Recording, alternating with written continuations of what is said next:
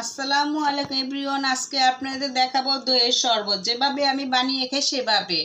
দইয়ের শরবত বানাতে লাগছে আমার প্রথমে 1 গ্লাস থেকে কিছু কম পানি, তারপর লাগছে 4 চা চামচ দই,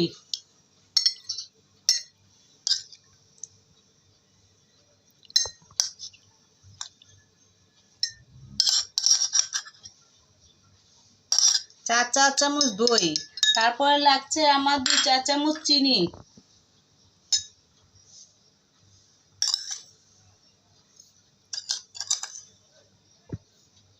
তারপর লাগছে আমার সামান্য একটু পরিমাণ লবণ, 1 চিমটি পরিমাণ লবণ,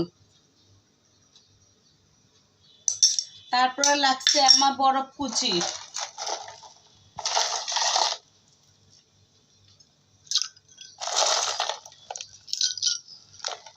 এখন নাড়বো।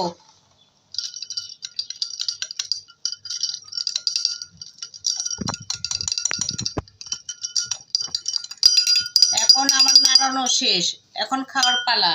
ভালো লাগলে বানিয়ে খাবেন, আর ভিডিওটা ভালো লাইক কমেন্ট শেয়ার এবং সাবস্ক্রাইব করে দিবেন। আল্লাহ হাফেজ।